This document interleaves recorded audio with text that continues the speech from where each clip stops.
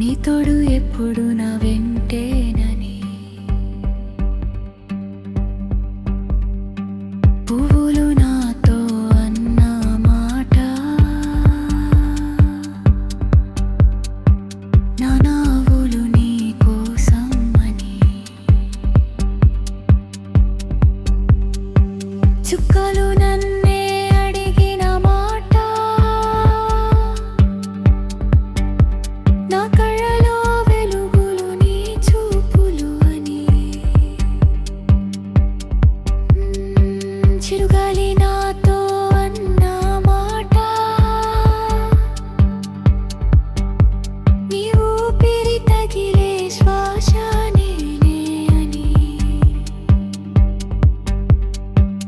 ఇంద్రధనస్సు నాతో